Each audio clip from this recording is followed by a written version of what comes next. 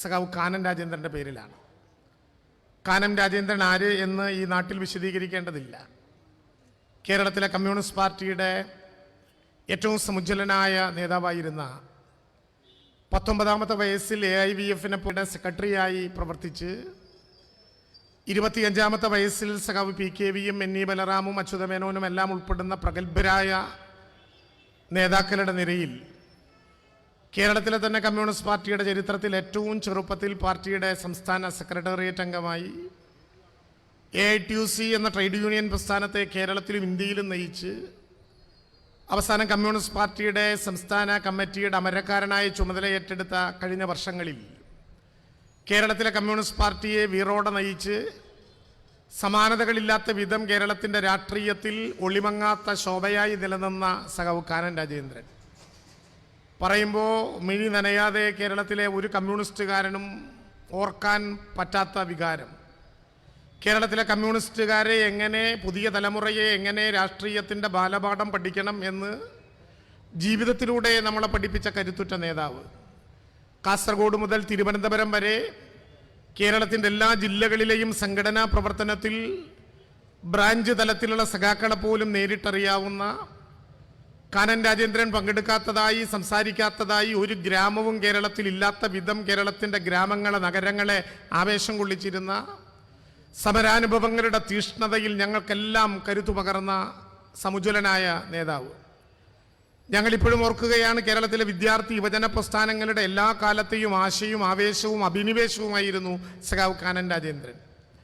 ജീവിതത്തിൽ അടിസ്ഥാന വർഗത്തിൻ്റെ വികാര വിചാരങ്ങളെ എപ്പോഴും പൊതുജീവിതത്തിൽ കൊണ്ടുവന്ന് സഖാവ് കാനം ഏറ്റവും ചെറിയ വിഭാഗത്തിലെ തൊഴിലാളിക്ക് വേണ്ടി പോലും ദീർഘകാലം നീണ്ടു നിൽക്കുന്ന സമരങ്ങളുടെ നേതാവായി, 10,000-കണക്കിനടങ്ങുന്ന ആൾക്കൂട്ടത്തിൻ്റെ മുമ്പിൽ നടക്കുന്ന പ്രസംഗങ്ങളെക്കാൾ പ്രധാനമാണ് കേരളത്തിൻ്റെ ഏതെങ്കിലും ഒരു മൂലയിൽ അവകാശം നിഷേധിക്കപ്പെട്ട തൊഴിലാളികളുടെ ദീനരോധനം എന്ന് തിരിച്ചറിഞ്ഞ് അവർക്കു വേണ്ടി നിലകൊള്ളുകയും അവരുടെ നേതാവായി മാറുകയും അവർക്കു വേണ്ടി നിലകൊണ്ട നിലപാടുകളിൽ ഒരു അഭിപ്രായ പിന്നോക്കുപോക്കുമില്ലാതെ ഒന്നിനോടും സമരസപ്പെടാതെ മുന്നോട്ട് നയിക്കുകയും ചെയ്ത സമുജ്വലനായ കമ്മ്യൂണിസ്റ്റ് നേതാവ്. കേരളത്തിൽ ഇടതുപക്ഷ ജനാധിപത്യ പ്രസ്ഥാനത്തിൻ്റെ ഐക്യം സഖാവ് കാനത്തിൻ്റെ ഏറ്റവും പ്രധാനപ്പെട്ട അജണ്ടയായിരുന്നു. കേരളത്തിൽ ഇടതുപക്ഷ ജനാധിപത്യ മുന്നണിയുടെ 2ാം ഗവൺമെൻറ്റിന് വരാനുള്ള അടിസ്ഥാന കാരണം 1ാം ഗവൺമെൻറ്റിൻ്റെ ഏറ്റവും ജനപ്രിയമായ നയങ്ങളും നിലപാടുകളുമായിരുന്നു. എങ്കിലും ആ നയങ്ങളും നിലപാടുകളും എടുത്ത ഇടതുപക്ഷ ജനാധിപത്യ മുന്നണിയെ കൂട്ടായും അതിൻ്റെ ഘടകകക്ഷികളെ കൂട്ടായും മുന്നോട്ട് നയിക്കാൻ അന്തരിച്ച 2 കമ്മ്യൂണിസ്റ്റ് പാർട്ടി നേതാക്കളുടെ അനുഭവങ്ങളുണ്ട്, സഖാവ് കാനത്തിൻ്റെയും കൊടിയേരിയുടെയും. ഇടതുപക്ഷ ജനാധിപത്യ മുന്നണിയാണ് കേരളത്തിൻ്റെ അടിസ്ഥാനപരമായ രാഷ്ട്രീയ സമവാക്യമെന്ന് അർത്ഥശങ്കയ്ക്കിടയില്ലാത്ത പറയുമ്പോഴും ഈ ഗവൺമെൻറ് ഏതെങ്കിലും ഒരു ഘട്ടത്തിൽ തെറ്റായ വഴികളിലൂടെ നടന്നാൽ നിർഭയമായി കേരളത്തിൽ അത് പറഞ്ഞ് ഇടതുപക്ഷ ജനാധിപത്യ മുന്നണി എന്ന ആശയത്തിന് ഒരു തരി പോലും കോട്ടം വരാത്ത വിധത്തിൽ അഭിപ്രായ പ്രകടനങ്ങളിലൂടെ അതിനെ നേർരേഖയിലേക്ക് നയിക്കാനുള്ള രാഷ്ട്രീയ ഉത്തരവാദിത്വം എപ്പോഴും കാനം പ്രദർശിപ്പിച്ചിരുന്നു. സഖാവ് കാനം മരിച്ച്, സഖാവ് കാനം നമ്മളെ വിട്ടു പിരിഞ്ഞ് ഓർക്കാൻ കഴിയാത്ത വിധം കാനത്തിൻ്റെ അസാന്നിധ്യം കേരളത്തിലുണ്ടായി. 1 വർഷക്കാലം തികയുന്നതിന് മുമ്പ് 925 കാൺപൂരിൽ ലോക തൊഴിലാളി വർഗത്തിന് ആവേശം സൃഷ്ടിച്ചുകൊണ്ട് ഇന്ത്യയിലെ കമ്മ്യൂണിസ്റ്റ് പാർട്ടി രൂപീകരിച്ച ദിവസം തന്നെ വണ്ടൂരിൽ പടുത്തുയർത്തിയ പാർട്ടി ആഫീസിന് കാനം രാജേന്ദ്രൻ്റെ പേരു നൽകി. കേരളത്തിലെ കാനം രാജേന്ദ്രൻ്റെ പേരിലുള്ള ആദ്യത്തെ സ്മാരകമായി വണ്ടൂരിലെ മനോഹരമായ പാർട്ടി ഓഫീസ് നിർമ്മിച്ച വണ്ടൂരിലെ കമ്മ്യൂണിസ്റ്റ് പാർട്ടിയുടെ മുഴുവൻ പ്രവർത്തകരെയും പാർട്ടിയുടെ ദേശീയ കൗൺസിലിന് വേണ്ടി ഊഷ്മളമായി അഭിവാദ്യം ചെയ്യാൻ, അഭിനന്ദിക്കാൻ ഈ അവസരം ഉപയോഗിക്കുകയാണ്. ഇതൊരു ചരിത്ര നിയോഗമാണ്. വണ്ടൂരിലെ പാർട്ടി ഓഫീസ് കാനം രാജേന്ദ്രൻ്റെ പ്രവർത്തന പഥങ്ങളിൽ എത്രയോ തവണ രാഷ്ട്രീയ പ്രവർത്തനത്തിന് വിധേയമായ മലപ്പുറം ജില്ലയിൽ നിന്ന് കാനത്തിനു വേണ്ടി ഒരു ഓഫീസ് ഉണ്ടാകുന്നു. സഖാവ് ഷെരീഫും പ്രഭാകരേട്ടനും ഒക്കെ നയിക്കുന്ന വണ്ടൂരിലെ കമ്മ്യൂണിസ്റ്റ് പാർട്ടിക്ക് വേണ്ടി പാർട്ടിയുടെ ഉത്തരവാദിത്വപ്പെട്ട ഒരു പ്രവർത്തകൻ എന്ന നിലയിൽ അഭിമാനപൂർവ്വം ഞാൻ പറയട്ടെ, ഈ പാർട്ടി ഓഫീസ് വണ്ടൂർ മണ്ഡലത്തിലെ CPI പ്രവർത്തകരുടെ മാത്രം ആശ്രയ കേന്ദ്രമായി മാറുകയില്ല. CPI പ്രവർത്തകരുടെ സംഘടനാ പ്രവർത്തനത്തിനു മാത്രം തുറന്നു കൊടുക്കുന്ന ഒന്നായി വണ്ടൂരിലെ കാനം രാജേന്ദ്രൻ്റെ പേരിലുള്ള പാർട്ടി ഓഫീസ് മാറില്ല. ഞാൻ വളരെ സന്തോഷത്തോടെ, ദുഃഖകരമായ വസ്തുതയാണെങ്കിലും ഇവിടെ വന്ന് നിൽക്കുന്നതിനിടയിൽ പ്രഭാകരേട്ടൻ പരിചയപ്പെടുത്തിയവരത്രയും നമ്മുടെ കേരളത്തിലെ വിവിധങ്ങളായ തലങ്ങളിൽ ചികിത്സയ്ക്കോ മറ്റാവശ്യമായ സഹായങ്ങൾക്കോ സർക്കാർ ഉത്തരവാദിത്തം നൽകേണ്ട വിധത്തിലുള്ള ജനങ്ങളുടെ അപേക്ഷകളാണ് ഇവിടെ ഈ ഉദ്ഘാടന ചടങ്ങിൽ നമുക്ക് ലഭിച്ചത്. അത്രയും പാർട്ടിയുടെ ഉത്തരവാദിത്തപ്പെട്ട ഒരു പ്രവർത്തകൻ, അതിൻ്റെ വളരെ ഉത്തരവാദിത്തപ്പെട്ട ഒരു പ്രവർത്തകൻ എന്ന നിലയിൽ ഈ ജനക്കൂട്ടത്തെ സാക്ഷി നിർത്തിക്കൊണ്ട് പറയട്ടെ, വണ്ടൂരിലെ പാർട്ടി ആഫീസ് കാനൻ രാജേന്ദ്രന്റെ പേരിൽ കേരളത്തിൽ ആദ്യമായി തുറന്നു തരുന്ന ഈ സ്മാരകം കമ്മ്യൂണിസ്റ്റ് പാർട്ടിയുടെ പ്രവർത്തകരുടെ സംഘടനാ പ്രവർത്തനത്തിന് വേണ്ടി മാത്രമാകില്ല. വണ്ടൂരിൽ സമൂഹത്തിന്റെ ഓരങ്ങളിലേക്ക് മാറ്റി നിർത്തപ്പെടുന്ന ദുർബലരും നിരാലംബരും നിരാശ്രയരുമായ മനുഷ്യരുടെ ആശ്രയ കേന്ദ്രമായി കാനൻ രാജേന്ദ്രന്റെ പേരിലുള്ള വണ്ടൂരിലെ പാർട്ടി ആഫീസ് പ്രവർത്തിക്കും. അതൊരു ജനസേവന കേന്ദ്രമായിരിക്കും. കേരളത്തിലെ വണ്ടൂരിലെ പാവപ്പെട്ട മനുഷ്യരുടെ ഏതെങ്കിലും തരത്തിലുള്ള ദുരന്താവസ്ഥയുണ്ടെങ്കിൽ ഒരു ദുരന്തത്തിനും അവരെ വിട്ടുകൊടുക്കാതെ ഹൃദയത്തോട് ചേർത്ത് പിടിക്കാൻ കഴിയുന്ന വണ്ടൂരിലെ ഒരഭയ കേന്ദ്രമായി കമ്മ്യൂണിസ്റ്റ് പാർട്ടിയുടെ വണ്ടൂരിലെ ഓഫീസ് ഈ വണ്ടൂരിലെ മുഴുവൻ ജനങ്ങൾക്കും വേണ്ടി രാഷ്ട്രീയമില്ലാതെ ജാതിമത വർണ്ണ വർഗ വ്യത്യാസമില്ലാതെ ജനങ്ങൾക്ക് വേണ്ടി കാത്തിരിക്കുന്ന ഒരു ഓഫീസ് മാറും. ഞാൻ ദീർഘമായ ഒരു വർത്തമാനത്തിലേക്ക് പോകുന്നില്ല. നമ്മുടെ രാജ്യം വളരെ പ്രധാനപ്പെട്ട സാമൂഹിക പ്രശ്നങ്ങളെ അഭിസംബോധന ചെയ്യുന്ന ഒരു കാലമാണ്. ഇന്നേക്ക് 98 വർഷം മുമ്പാണ് ലോകത്ത് സോവിയറ്റ് യൂണിയൻ നടത്തിയ ആഹ്ലാദകരമായിട്ടുള്ള വിമോചനത്തിന്റെ പാതയിലെ അഭിമാനകരമായ അടയാളപ്പെടുത്തലുകളെ ഏറ്റുവാങ്ങി 1920 ഇന്ത്യയിൽ രൂപീകരിക്കപ്പെട്ട AITUC എന്ന ഇന്ത്യയിലെ ആദ്യത്തെ ട്രേഡ് യൂണിയൻ പ്രസ്ഥാനത്തിന്റെ തൊഴിലാളി വർഗ കരുത്തിനെ ഏറ്റുവാങ്ങി ഇന്ത്യയിലെ പൊരുതുന്ന കമ്മ്യൂണിസ്റ്റുകാർക്ക് വേണ്ടി സ്വാതന്ത്ര്യത്തിന്റെ അമിതമായ മോഹത്തോടെ അടിമത്തം ഏറ്റുവാങ്ങേണ്ടി വന്ന ഒരു ജനതയെ വിമോചനത്തിന്റെ വഴികളിലൂടെ നയിക്കാൻ വിപ്ലവത്തിന്റെ ചൂടും ചൂരും പകർന്ന് സ്വാതന്ത്ര്യത്തിനു മുമ്പ് സ്വാതന്ത്ര്യത്തിന് വേണ്ടി ഒടുങ്ങാത്ത ദാഹവും അടങ്ങാത്ത അഭിനിവേശവുമായി മുന്നോട്ടു പോയ ഒരു ജനതയുടെ മുമ്പിൽ ഇന്ത്യയിലെ കമ്മ്യൂണിസ്റ്റ് പാർട്ടി ഓഫ് ഇന്ത്യ അരിവാൾ ചുറ്റികയണിഞ്ഞ അതിന്റെ ആദ്യത്തെ പതാക ഡിസംബർ 26-ന് കാൺപൂരിൽ ചേർന്ന മഹാസമ്മേളനത്തിൽ വെച്ച് കമ്മ്യൂണിസ്റ്റ് പാർട്ടി പ്രഖ്യാപിച്ച ദിവസത്തിന്റെ 98ാമത് വാർഷികം ആഘോഷിക്കുമ്പോൾ നാം തിരിച്ചറിയുന്നു, രാജ്യത്തെ അടിമത്വത്തിലേക്ക് വീണ്ടും കൊണ്ടുപോകാൻ സ്വാതന്ത്ര്യാനന്തര ഭാരതം അഭിമാനത്തോടെ ഹൃദയത്തിൽ പേറുന്ന ഇന്ത്യയുടെ ഭരണഘടനയെ പോലും പുച്ഛിച്ചു തള്ളാൻ തങ്ങൾ ഉയർത്തിപ്പിടിച്ച സംഘപരിവാരത്തിന്റെ സ്വേച്ഛാധിപത്യപരമായിട്ടുള്ള ഏകാധിപത്യപരമായിട്ടുള്ള ഫാസിസ്റ്റ് രാഷ്ട്രീയത്തിന്റെ വഴികളായി ഇന്ത്യൻ ഭരണകൂടത്തെ മാറ്റാൻ സംഘടിതമായ പ്രവർത്തനങ്ങളുമായി സംഘപരിവാര ഭരണകൂടം BJPയുടെ മുഖം മൂടിയോടെ ഇന്ത്യയെ ഭരിക്കുന്ന അപകടകരമായ ഒരു കാലത്തിന്റെ നടുവിലാണ് നാം നിൽക്കുന്നത്.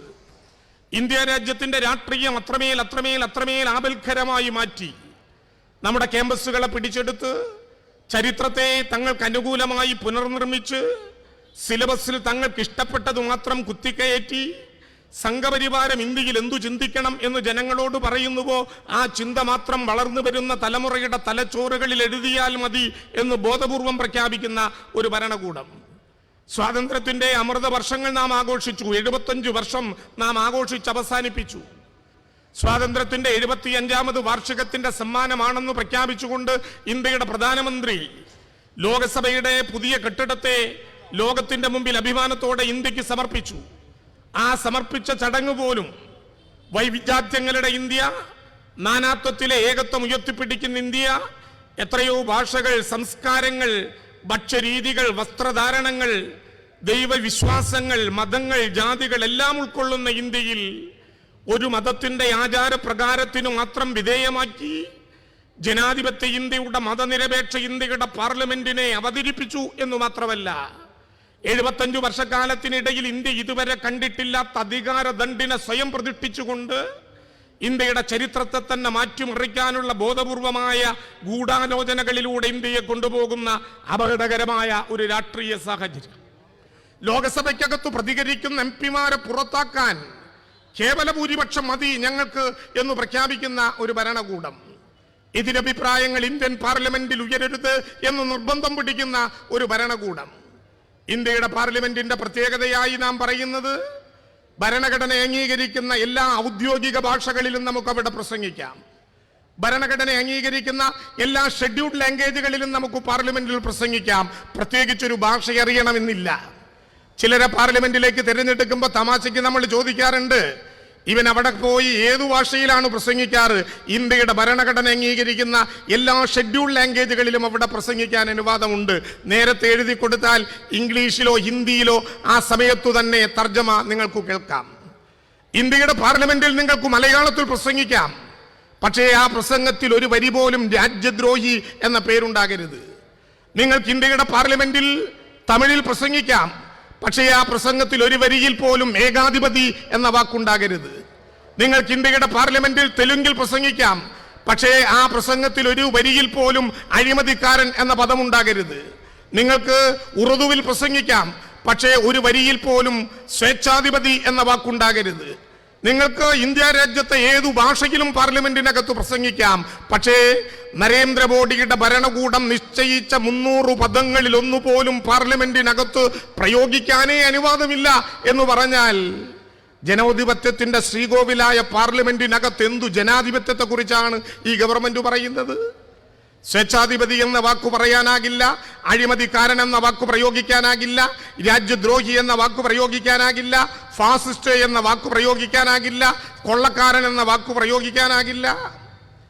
മലയാളത്ത് ഇപ്പോൾ നാം കാണാൻ കൊതിക്കുന്ന ജഗതിയുടെ ഹാസ്യവിസ്മയത്തിനിടയിൽ എപ്പോഴോ ജഗതി പറയുന്നത് പോലെ ഏത് കേട്ടാലും ഏത് അപകടം മണത്താലും അതെന്നെക്കുറിച്ചാണ്, എന്നെക്കുറിച്ചു മാത്രമാണ്, എന്നെക്കുറിച്ചു തന്നെയാണ് എന്ന് പ്രഖ്യാപിക്കുന്ന ഒരു പ്രധാനമന്ത്രി ജനാധിപത്യത്തിന്റെ അപകടകരമായ തലത്തിൽ 10 വർഷക്കാലം ഇന്ത്യയെ ഭരിച്ചപ്പോ ജനാധിപത്യത്തിന്റെ പ്രിയപ്പെട്ടതെല്ലാം നഷ്ടപ്പെടുന്ന അപകടകരമായ രാഷ്ട്രീയ സാന്നിധ്യം നമുക്ക് കാണുകയാണ്. ജനാധിപത്യം തകർക്കപ്പെടുന്ന ഒരു ഇന്ത്യ. കേരളം ഉൾപ്പെടെ തങ്ങളുടെ മേൽക്കോയ്മ അംഗീകരിക്കാത്ത സംസ്ഥാനങ്ങളെ ഏതു വിധേനയും തകർക്കാൻ ബോധപൂർവമായ അജണ്ട ഈ കേരളം ഉൾപ്പെടെയുള്ള സംസ്ഥാനങ്ങളിൽ നടപ്പിലാക്കാൻ വ്യഗ്രത കാണിക്കുകയാണ് ഈ ഭരണകൂടം. ഞങ്ങൾ കേരളത്തിലെ ഹൃദയഭൂമികളിൽ ജനാധിപത്യത്തിന്റെ വേദികളിൽ ഇന്ത്യ ഭരിച്ചുകൊണ്ടിരിക്കുന്ന അധികാരവർഗത്തിന്റെ അക്കൗണ്ട് പൊട്ടിച്ചു എന്നൊറ്റ കാരണത്താൽ 7.5 വർഷക്കാലത്തിനിടയിൽ 3.5 കോടി വരുന്ന മലയാളി അനുഭവിച്ചു തീർത്ത ദുരന്തങ്ങളിൽ ഈ കേരളത്തെ ഒറ്റപ്പെടുത്തുന്ന സമീപനം കേന്ദ്ര ഗവൺമെന്റ് കാണിച്ചത് നാം കാണുകയാണ്. 7.5 വർഷക്കാലത്തിനിടയിൽ 1,07,632 കോടി രൂപ ഉദയനിധി മാരൻ പറഞ്ഞതുപോലെ ആരുടെയും തറവാട്ടു സ്വത്തിൽ നിന്നല്ല, ആരും സ്വന്തമായി അച്ചുകൂട്ടത്തിൽ അടിച്ചെടുത്ത നോട്ടിൽ നിന്നല്ല, ഈ കേരളം എന്ന നാടിന് അവകാശപ്പെട്ട 3.5 കോടി വരുന്ന മലയാളിക്ക് അവകാശപ്പെട്ട കേന്ദ്ര വിഹിതമായ 1,07,632 കോടി രൂപ കേരളത്തിനു തരാതെ കേരളത്തെ കടിച്ചു നെരിച്ചു കൊല്ലാൻ ശ്രമിക്കുകയല്ലേ ഈ ഗവൺമെന്റ്? കേരളം 7.5 വർഷക്കാലത്തിനിടയിൽ അനുഭവിച്ച ദുരന്തങ്ങളിലൊന്നും കേരളത്തെ സഹായിച്ചില്ലെന്ന് മാത്രമല്ല, കേരളത്തിന് നിയമപരമായി കിട്ടിക്കൊണ്ടിരിക്കുന്ന എല്ലാ ഗ്രാന്റുകളും പിൻവലിക്കാൻ ഈ ഗവൺമെന്റ് തീരുമാനിച്ചു. കേരളത്തിന് ഏറ്റവും അടിസ്ഥാനപരമായി ലഭിക്കേണ്ട അവകാശങ്ങൾ നിഷേധിച്ചു എന്ന് മാത്രമല്ല, കേരളത്തെ ഭരണകൂടത്തെ തകർത്തെറിയാൻ ഇഡിയും എൻഫോഴ്സ്മെന്റും CBIയും ആറാട്ടു നടത്തി കേരളത്തിന്റെ ഹൃദയഭൂമികളിലൂടെ. ഒന്നും നടക്കാതെ വന്നപ്പോ അവസാനത്തെ മാർഗം ഈ കേരളത്തിൽ അവലംബിക്കാൻ പണ്ട് 959 മുള്ളു മുരട് മൂർക്കമ്പാമ്പ് മുതൽ കല്ലുകരട് കാഞ്ഞിരക്കുരു വരെ എല്ലാ ഹിംസ ജന്തുക്കളെയും കൂട്ടിയിണക്കി കേരളത്തിൽ നടത്തിയ വിമോചന സമരത്തിന്റെ ഭാഗമായി കേരളത്തിലെ ഗവൺമെന്റിനെ പിരിച്ചുവിട്ട പഴയ കഥ മനസ്സിലോർത്തുകൊണ്ട് വിമോചന സമരത്തിന് ഒരു പുതിയ അധ്യായവും പുതിയ രൂപഭേദങ്ങളും തിരക്കഥയും ശ്രമിക്കാനുള്ള പരിശ്രമത്തിലാണ് കേന്ദ്രം ഭരിക്കുന്ന BJPയും. കേരളത്തെ ഒറ്റിക്കൊടുത്താലും ഇടതുപക്ഷ ജനാധിപത്യ മുന്നണി ഗവൺമെന്റിനെ തകർക്കണം എന്ന ലക്ഷ്യം വിടാതെ പിന്തുടരുന്ന പ്രതിപക്ഷവും. ഓർത്തിരിക്കുക, കേരളത്തിലെ പ്രതിപക്ഷം ചെന്നു വീഴാൻ പോകുന്നത് ഒരു അപകടത്തിന്റെ മുമ്പിലേക്കാണ്. കേരളത്തിലെ ഗവൺമെന്റിനെ ഒരു വിമോചന സമരത്തിന്റെ വില കുറഞ്ഞ അധ്യായം രചിച്ച് പഴയ വിമോചന സമരത്തിന്റെ ഒടുക്കത്തിൽ ഭരണഘടനയുടെ 386 പ്രയോഗിച്ച് കേരളത്തിലെ ഗവൺമെന്റിനെ പിരിച്ചു വിട്ടതുപോലെ ഒരു പിരിച്ചുവിടൽ ലക്ഷ്യം വെച്ച് ജനങ്ങളുടെ ഹൃദയഭൂമികളിൽ നിന്ന് ജന്മം കൊണ്ട കേരളത്തിലെ സാധാരണക്കാർക്ക് എത്രയോ നയപരിപാടികൾ നടപ്പിലാക്കാൻ തീരുമാനിച്ച ഒരു ഗവൺമെന്റിനെ കഴുത്തു ഞെരിച്ചു കൊല്ലൽ കേരളത്തിൽ മാത്രമല്ല കേരളത്തിലെ പ്രതിപക്ഷമായ കോൺഗ്രസ് അവരവരുടെ സംസ്ഥാനങ്ങളിൽ അനുഭവിച്ചതാണ് ഈ ദുരന്തം. അവരത് വൃത്തിയോടെ പറയുന്നുമുണ്ട്. പക്ഷേ കേരളത്തിലെ കോൺഗ്രസ് ബധിരകർണങ്ങളോടെ ഈ ഗവൺമെന്റിനെ തകർക്കാനുള്ള ലക്ഷ്യത്തിൽ ഈ വിമോചന സമരത്തിന്റെ ഭാഗമായി നിൽക്കാനുള്ള അപകടത്തിലേക്കാണ് ചെന്നെത്തുന്നത്. കേരളത്തിലെ ഗവർണറെ ഈ വിമോചന സമരത്തിന്റെ കോർഡിനേറ്ററാക്കി മാറ്റാനുള്ള ശ്രമത്തിലാണ് കേന്ദ്ര ഗവൺമെന്റ്. ഗവർണറെ ഞങ്ങൾ ബഹുമാനിക്കുന്നു. കേരളത്തിന്റെ ഗവർണറായ ആരിഫ് മുഹമ്മദ് ഖാനെ ഭരണഘടന കൊടുക്കുന്ന എല്ലാ സ്നേഹത്തോടെയും ബഹുമാനത്തോടെയും കേരളത്തിലെ ഗവൺമെന്റ് ആദരിക്കുന്നു. പക്ഷേ ഭരണഘടന കൊടുക്കുന്ന വികാരങ്ങൾ നൽകി കേരളത്തിന്റെ ഗവർണറെ ബഹുമാനിക്കുമ്പോൾ ആ ഭരണഘടന പറയും പോലെ പ്രവർത്തിക്കാനുള്ള ഉത്തരവാദിത്വം കേരളത്തിലെ ഗവർണർക്കുമുണ്ട് എന്ന് നാം തിരിച്ചറിയണം. കേരളത്തിലെ കഴിഞ്ഞ ദിവസം മലപ്പുറം ജില്ലയുടെ ഭാഗമായിട്ടുള്ള യൂണിവേഴ്സിറ്റിയിൽ നടത്തിയ പ്രകടനം മുതൽ കേരളത്തിന്റെ നിയമസഭ 100% അംഗീകാരത്തോടെ കൊടുത്ത ബില്ലുകൾ പോലും പാസാക്കാൻ മടിച്ചതിന്റെ കോൾഡ് സ്റ്റോറേജിൽ അടച്ചുവെച്ച് ജനാധിപത്യ കേരളത്തിന്റെ എക്സിക്യൂട്ടീവ് കമ്മിറ്റിയുടെ ചെയർമാനായിരിക്കുന്നയാൾ കേരളത്തിലെ ജനാധിപത്യ ഭരണത്തെ വെല്ലുവിളിക്കുന്ന കാഴ്ച നമ്മുടെ കേരളം കാണുകയല്ലേ? ഇത്ര നിലവാരം താഴാമോ? ഗവർണറുടെ ചുമതല എന്താണ് എന്ന് അറിയാൻ ഭരണഘടന മാത്രം വായിച്ചാൽ പോരാ. ഭരണഘടനയുടെ കോൺസ്റ്റിറ്റ്യൂവന്റ് അസംബ്ലി അതിനുവേണ്ടി നടത്തിയ ഹോംവർക്ക് കൂടി പരിശോധിക്കണം. ഞാൻ വിശദീകരിക്കുകയല്ല. ഭരണഘടനയിൽ ഗവർണർ എന്ന പദത്തെ നിർവചിക്കുകയും ഗവർണറെ എങ്ങനെ ചുമതലപ്പെടുത്തണമെന്ന് ചർച്ച ചെയ്യുകയും ചെയ്ത വേദിയിൽ ഒരു സംഘം ആളുകൾ ചോദിച്ചു, ഗവർണറെ നമുക്ക് തെരഞ്ഞെടുപ്പിലൂടെ നിശ്ചയിച്ചാലോ? ഗവർണറെ എങ്ങനെ നിശ്ചയിക്കണം? കേന്ദ്ര ഗവൺമെന്റ് നിശ്ചയിക്കണം, രാഷ്ട്രപതി നിർദ്ദേശിക്കണം എന്നൊക്കെ പറഞ്ഞ കൂട്ടത്തിൽ ഒരു സംഘം ആളുകൾ ചോദിച്ചു, ഗവർണറെ നമുക്ക് തെരഞ്ഞെടുപ്പിലൂടെ നിശ്ചയിച്ചാലോ? ഇന്ത്യ രാജ്യത്തെ സ്വാതന്ത്ര്യത്തോളം പോന്ന ഭരണഘടനയെന്ന അവകാശ ബോധത്തിലേക്ക് നയിച്ച കോൺസ്റ്റിറ്റ്യൂവന്റ് അസംബ്ലിയുടെ ചെയർമാൻ ഡോക്ടർ BR അംബേദ്കർ ആ ചർച്ചകളെ ഉപസംഹാരം നടത്തിക്കൊണ്ട് നടത്തിയ ഒരു പ്രസംഗം കോൺസ്റ്റിറ്റ്യൂവന്റ് അസംബ്ലിയുടെ ചരിത്ര രേഖകളിലുണ്ട്. ബഹുമാനപ്പെട്ട ഗവർണർ ഇംഗ്ലീഷിലെയോ ഹിന്ദിയിലെയോ അതിന്റെ കോപ്പി വായിച്ചാൽ നന്നായിരിക്കും.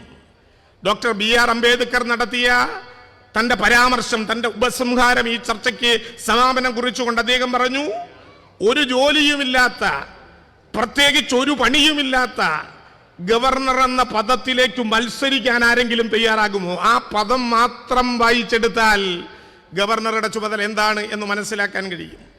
അദ്ദേഹം പറഞ്ഞു, എനിക്ക് ഈ സ്റ്റേറ്റിന്റെ ഒരു പിന്തുണയും വേണ്ട, ജനങ്ങളുടെ പിന്തുണയുള്ളത് കൊണ്ട് ഞാനിതാ മിഠായി തെരുവിലേക്ക് ഇറങ്ങുകയാണ്. രാവിലെ ഞാൻ നഗരത്തിന്റെ വില്ലേജ് ഓഫീസിൽ ഉദ്ഘാടനം ചെയ്യാൻ പോയപ്പോ ഗവർണറെ ദേഹോപദ്രവം ഏൽപ്പിക്കാതെ, മാന്തി ഉപദ്രവിക്കാതെ ഹലുവ കൊടുത്ത് സ്വീകരിച്ച കോഴിക്കോട്ടെ മിഠായി തെരുവിലെ മുഴുവൻ കച്ചവടക്കാരെയും കേരളത്തിലെ ഇടതുപക്ഷ ജനാധിപത്യ മുന്നണി ഗവൺമെന്റിന് വേണ്ടി ഒരു അഭിവാദ്യം ചെയ്തു. കാരണം കേരളം അതിഭീകരമായിട്ടുള്ള ആഭ്യന്തര തകർച്ചയിലേക്ക് കടന്നു പോവുകയാണ് എന്ന് പ്രഖ്യാപിച്ചുകൊണ്ടാണ് എന്തെങ്കിലും ഒന്ന് കിട്ടുമെന്ന് കരുതി ഗവർണർ മിഠായി തെരുവിലെത്തിയത്. മലപ്പുറത്തിനും കോഴിക്കോടിനും ഒക്കെ ഒരു പാരമ്പര്യമുണ്ട്. അതിഥി ദേവോ ഭവ എന്നാദ്യം വിളിച്ച് വിദേശിയെ സ്വീകരിച്ച നാടാണ് കോഴിക്കോടും മലപ്പുറവും. അവരതിഥിയെ സ്വീകരിക്കുന്നത് പോലെ ഗവർണറെ സ്വീകരിച്ചു. മിഠായി തെരുവിൽ ആര് വന്നാലും ടേസ്റ്റ് നോക്കാൻ കൊടുക്കുന്ന ഹലുവയുടെ കഷ്ണങ്ങൾ ഗവർണർക്ക് നേരെ നീട്ടി അതിന്റെ രുചി അറിയാൻ ഗവർണറോട് പറഞ്ഞപ്പോ മൂപ്പര് പറഞ്ഞു, ഇതാ കേരളത്തിൽ എനിക്കുള്ള ജനപിന്തുണ നിങ്ങൾ കാണണ്ടേ. ആരിഫ് മുഹമ്മദ് ഖാൻ ഗവർണർ ആയതുകൊണ്ട് ഹലുവ കൊടുത്ത് സ്വീകരിച്ച മനുഷ്യരുടെ മുമ്പിലേക്ക് നിങ്ങൾ ജന പിന്തുണ തെളിയിക്കാനാണെങ്കിൽ വരാൻ പോകുന്ന തിരഞ്ഞെടുപ്പിൽ ഒരു സ്ഥാനാർത്ഥിയായി മത്സരിച്ചു നോക്കട്ടെ, അപ്പൊ അറിയാം കോഴിക്കോടിന്റെ ജനാധിപത്യ മതനിരപേക്ഷ ബോധം എന്താണെന്ന്. അത് കേരളം ഉയർത്തിപ്പിടിക്കുന്ന ഒരു അതിഥി ദേവോ ഭവ എന്ന ആതിഥേയ മര്യാദയാണ്. ഞാൻ അവസാനിപ്പിക്കുകയാണ്. എല്ലാ തലങ്ങളിലും കേരളത്തിലെ ഗവൺമെന്റിനെ ഒറ്റപ്പെടുത്താൻ ശ്രമിക്കുന്ന ഒരു കൂട്ടായ്മ കേരളത്തിൽ രൂപീകരിക്കപ്പെട്ടിരിക്കുന്നു. ഇതിനെതിരായി കേരളം അതിൻ്റെ അവകാശങ്ങളെ സംരക്ഷിക്കാനുള്ള ഒരു മഹാസമരത്തിലേക്ക് വരുന്ന ദിവസങ്ങളിൽ വലതുകാലി വെച്ച് മുന്നോട്ട് പോകാൻ പോവുകയാണ്. കേരളത്തിലെ ഗവൺമെന്റിന് വേണ്ടി ഞാൻ പറയട്ടെ, കേരളത്തിലെ ഈ ഗവൺമെന്റിനെ ഏതെല്ലാം തരത്തിൽ വരിഞ്ഞു മുറുക്കി ആക്രമിക്കാനും അപസർപ്പക കഥകൾ കൊണ്ട് മൂടാനും അപഖ്യാതി പരത്താനും ആരു ശ്രമിച്ചാലും കേരളത്തിലെ കമ്മ്യൂണിസ്റ്റ് പാർട്ടി ഈ നാട്ടിലെ സാധാരണക്കാരന്റെ വികാരങ്ങളെ ഹൃദയത്തിൽ സൃഷ്ടിച്ച അനുഭവങ്ങളുള്ള കേരളത്തിലെ കമ്മ്യൂണിസ്റ്റ് പാർട്ടി, ആ കമ്മ്യൂണിസ്റ്റ് പാർട്ടി അടങ്ങുന്ന ഇടതുപക്ഷ ജനാധിപത്യ മുന്നണി കേരളത്തിലെ ജനങ്ങളുടെ അവകാശ സംരക്ഷണത്തിന്റെ മഹാസമരത്തിൽ ഏറ്റവും കരുത്തോടുകൂടി തന്നെ നിലനിൽക്കും. സഖാവ് കാനം രാജേന്ദ്രന്റെ നാമധേയത്തിലുള്ള ഈ പാർട്ടി ഓഫീസ് കേരളത്തിലെ വണ്ടൂരിലെ ജനങ്ങളുടെ ആശ്രയകേന്ദ്രമായി മാറാൻ പോകുന്ന ഈ പാർട്ടി ഓഫീസ് ഈ നാടിന് സമർപ്പിക്കുന്ന മഹത്തരമായ ചടങ്ങിൽ പങ്കാളിയാകാൻ കഴിഞ്ഞതിലുള്ള അഭിമാനബോധം മനസ്സിൽ സൂക്ഷിച്ചുകൊണ്ട് സഖാവ് കാനത്തിന്റെ ഒരിക്കലും മറക്കാത്ത തിളച്ചു മറിയുന്ന സ്മരണകൾക്ക് മുമ്പിൽ ഒരായിരം അഭിവാദ്യങ്ങൾ അർപ്പിച്ചുകൊണ്ട് നിങ്ങളെ മുഴുവൻ അഭിവാദ്യം ചെയ്തുകൊണ്ട് ഞാൻ അവസാനിപ്പിക്കുന്നു. ലാൽ സലാം.